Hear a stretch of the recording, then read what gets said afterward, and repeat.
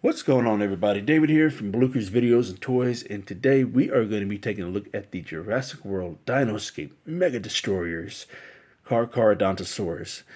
Now, we have two versions, one from Wave 1 and one from Wave 2. And the first one, the one that you see in front, is pretty much based on the Jurassic World Evolution game. And then the second one is just a straight up repaint. So, with that being said, a little bit of information on this particular species. I don't know a whole lot about this. I did do a little bit of research, but as far as me being well-rounded on this particular dinosaur, I'm not.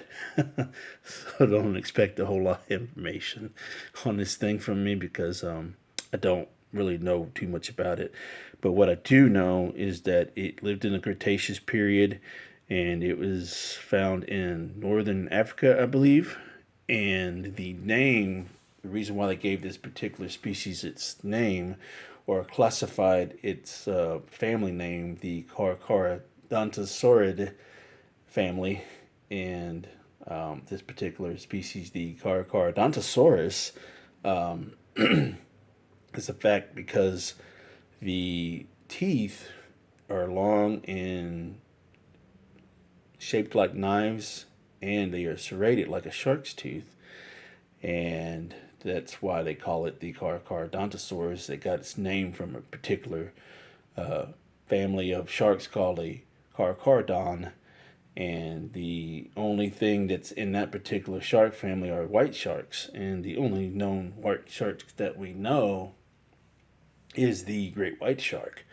So they're interesting there. So other members in this family of species is probably the well-known that we saw in Jurassic World Dominion is the Giganotosaurus, and also the Concavinator. It's a smaller theropod dinosaur. That's also a member of this family. And that's pretty much all I know as far as that goes. I didn't do a ton of research on this thing, but found it interesting and why it gave its name. So it's pretty cool. But anyways, also this particular species is one of the largest theropods out there that we know of as far as that goes. It's probably one of the top 5 largest theropods, along with the Spinosaurus, the Giga, and the Tyrannosaurus Rex. Also, it's about as big as the Marsupialosaurus, I think, Maposaurus, something like that. I don't really know too much about that particular species, but it's up there. It might be a little bit bigger than that, or maybe just a little tad bit smaller.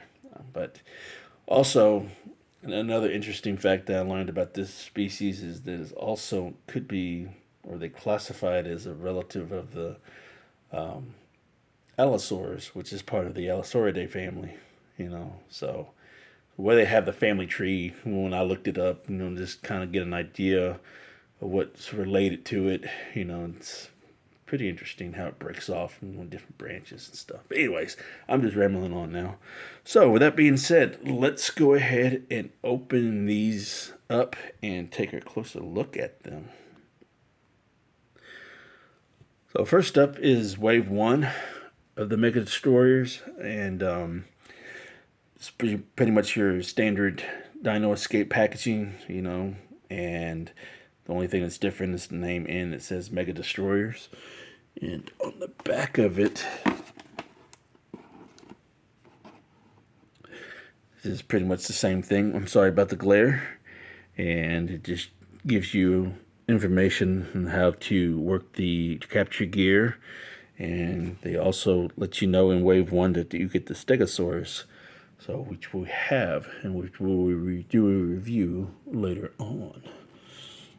Move this out the way, and we'll bring this one in, and it's pretty much the same thing, exactly like the first one. And then we'll turn it around.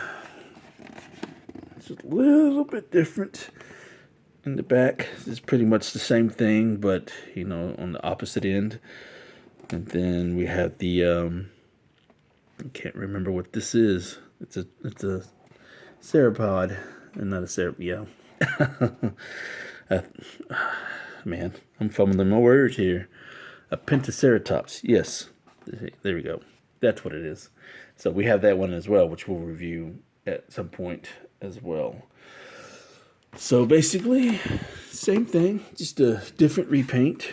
So let's go ahead and open these up and we'll take a closer look at them. Alright, so we got both of them out of its packaging along with its capture gear. So this is what they look like, and we'll go ahead and remove one of them and we'll just take a closer look at this one. And this is the actual capture gear that it came with. I think it's real cool that they were actually able to include capture gear. It may not be the greatest thing in the world like the Kenner ones had, but it's still relatively pretty cool. So this is your base. It's just made out of, just gray plastic. No detailing, as well. There is a lot of detail, but no paint detailing, should I say. And so you could tell that this is where the eye cover is right there. To cover the eye. And they added like detailing that looks like padding to where it can be comfortable on the dinosaur's head. And yeah, so here, back of the capture gear, more padding there. And then you got padding all along right there and on the sides. So great amount of detail right here. So just be able to have the eye cover right there. This is where the jaw sits in there to where it wouldn't be able to bite anybody.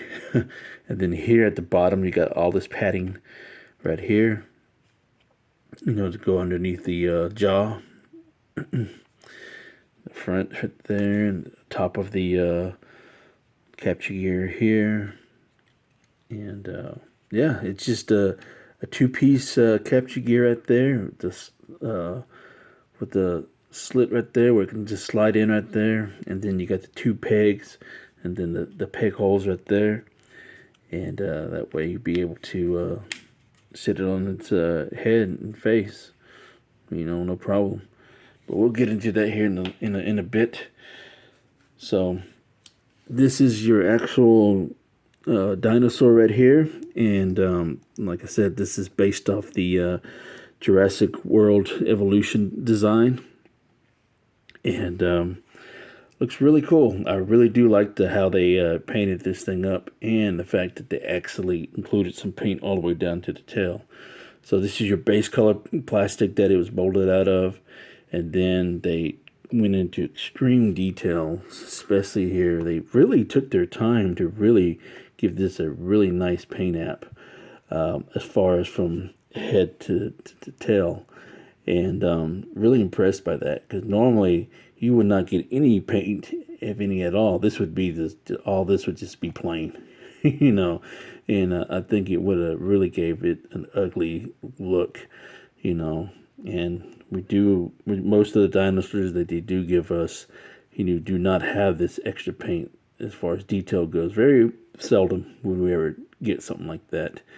But they did go the extra mile to continue to paint all the way down here, especially on the spines, because normally a lot of times with these species that they give us, when it comes to like little designs like this with little spikes or osteoderms or whatever it is that they have on the tail, they just kind of leave it plain, so it kind of takes away from the figure, But anyways, so the head detail right here, even though it doesn't look like an actual Carchodontosaurus, it's just it's a little bit long right there. It needs to be a little bit more kind of rounded out a little bit, the way they have it. But this is Mattel. This is their own take of their own particular Carchodontosaurus, what they feel like it should look like, it's Jurassic World. So there's going to be a lot of inaccuracies when it comes to species. But I'm happy to have one in the collection, even though it's not scientifically accurate, But anyways, so the head right here, it looks really good. The eye looks like it's on point. And then especially over here, the eye looks good right there, and it's on point. And I like the gloss to it. And then as far as the head goes, like how they have all the osteoderms all right here, all the way down here to the back of the neck, and stops right there. And as far as the paint goes, I do like the airbrushing that it gave it. You know, kind of like the slightly orangish yellow color on the snout all along here. And then you got the brown striping here that goes all the way up here, and it's covered the whole top of the head. And it goes, the way the pattern is, it thins out right there in the middle, and then it gets fatter right there on the back, and then it thins back out on the tail. So kudos to Mattel for doing that. And then the striping right here along the face and the neck and the body, really like that a lot, especially right there all the way down here halfway to the tail. Hey, I like it. If they're gonna do something like that, I'd rather them cut it off like this and then with just a straight cut off, you know, because this looks a little bit better. Even though a majority of us collectors that collect these things would rather have the pattern to go all the way down there, you know, but at least they didn't just come to a complete stop like they do with most of their figures. Anyways, but I do like the orangish yellowish spray paint or airbrushing that they have right here, and just kind of slows down right there. It's not too bad, you know.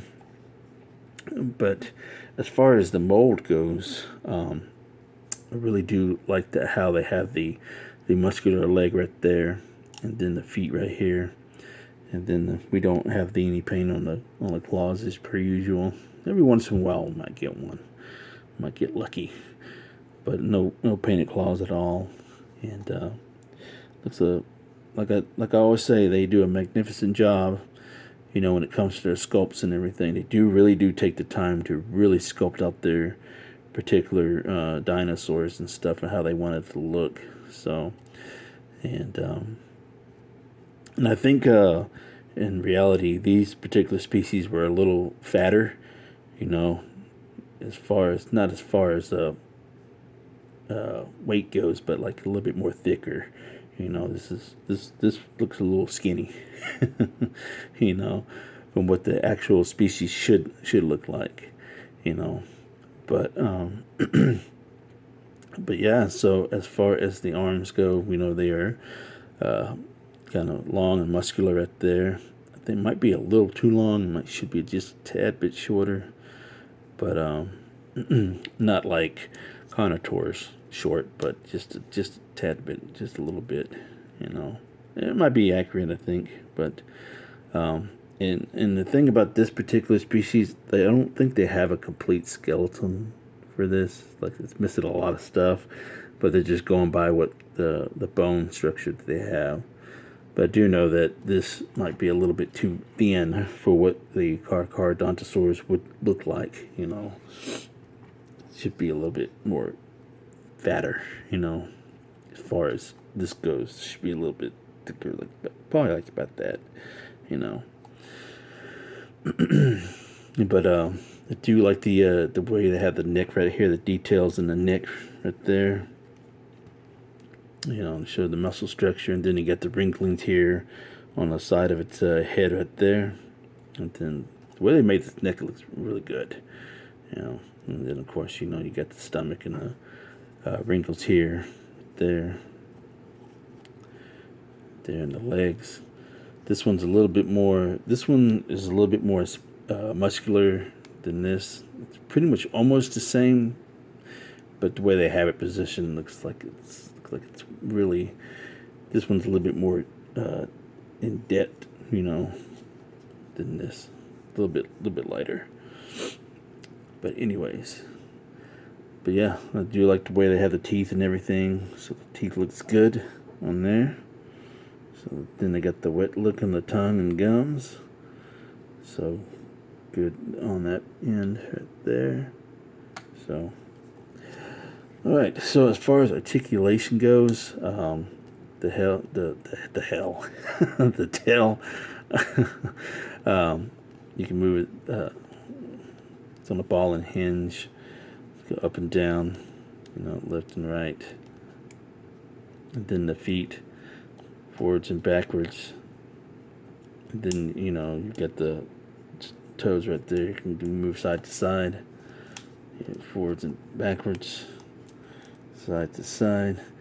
And then, if anybody needs that scan code, there you go. And then you got the inner thigh articulation right there to have a better stance. And then the arms are on a ball and hinge as well. Forwards, backwards, out, in. So, and that's pretty much it. And then this is tied to the action feature right here with this button. I do like the fact that they hit this button pretty well. You know, it's blended in. So when you see this on the shelf, you couldn't even tell that there is a button right there. But kudos to Mattel for that. Alright, so as far as the action feature goes, we have to put our capture gear on. And just snaps in like that. So make sure it's all in right there. And slide it backwards a little bit so that way it can all snap in. You know.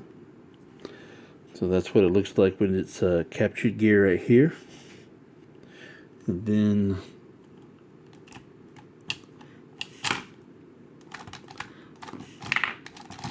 so there you go. That's how it breaks out.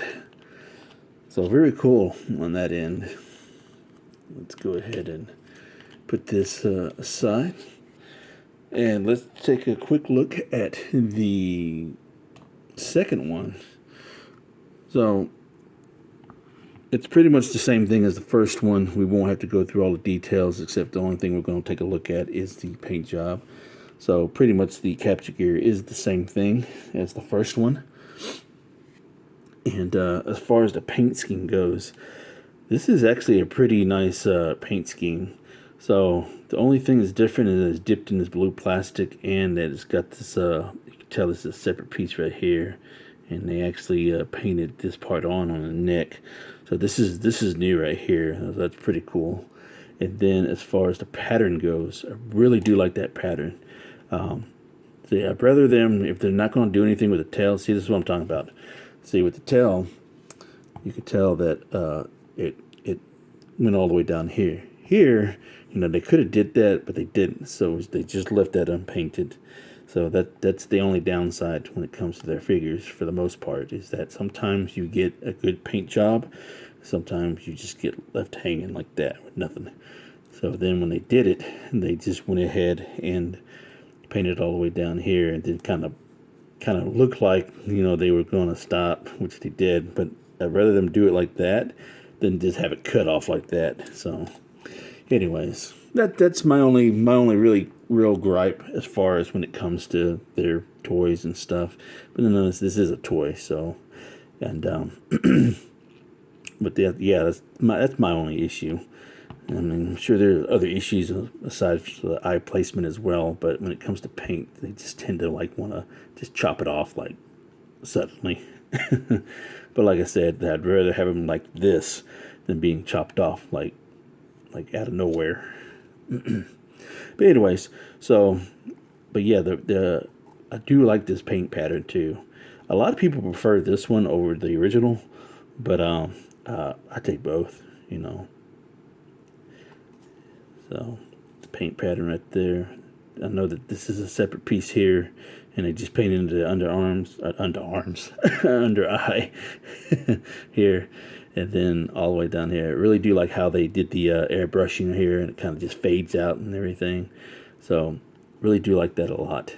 So, but I do prefer the original. I mean, I really do love this paint job, but I think the original has a lot more to offer when it comes to the overall scheme of things, you know. So let me go ahead and move this feet right there so you can stand. So, yeah. Let me know in the comments below, which one do you like? Do you like this one or do you like this one? Right. So let's go ahead and get into some comparisons. So first off, we're just going to bring out the other species that's in the family that we have in the collection, which is the Concavenator. So this is pretty much way too big as far as this particular species go. It should be like half the size if you really want to get a accuracy on it. But yeah, it's way too big as far as if you want to be more realistic, you know. But it's fine, you know. And also, let's go ahead and compare some things that it used to live in the same period. Here's the Pachycephalosaurus right there. Again, this is a little bit oversized when it comes to this particular. If you want to be more accurate, it should be like way smaller. And then as far as a pterosaur goes, here we have the Dapijara. So this also lived in the same time frame as Charchodontosaurus, and yeah, that's a little bit oversized too. It needs to be a little bit smaller, you know. But yeah, the Pachycephalosaurus and the Tapejara lived in the Cretaceous period, you know, along with the Charchodontosaurus. And let's see what we got for another comparison. Also, just to kind of give you a scale representation as far as what Mattel does with their particular figures, we are going to size it up with the T-Rex. So, that as far as the accuracy goes for the scaling for this particular species, it's actually almost on par, if I'm being honest. I think it needs to be like that, just a tad bit, just that. It wasn't really that much bigger than a T-Rex. It's probably maybe just a tad bit bigger, but as far as the scaling goes with the figures, it's almost there, you know. It's just pretty much about right. I think the T-Rex is, yeah, it's a little bit undersized, you know, here. So it does need to be at least right there, you know, if you really want a truly representation for it. But I'm happy I have it in the collection now. You know, it's probably the only two Charchodontosaurus I'll have in the collection. But let's go ahead and move that out the way. And one more comparison with the human figure. So, there we go. All right. So, that about wraps everything up for this video. Hope y'all enjoyed this video as much as I did filming it. You let me know in the comments below what you think of this particular species. Do you like this species? Did you learn anything new? And I hope you enjoyed it as much as I did filming it. And don't forget, words to wisdom. Buy what you love and not what you like. Because if you buy what you like, you always end up getting rid of it. And I will catch y'all later.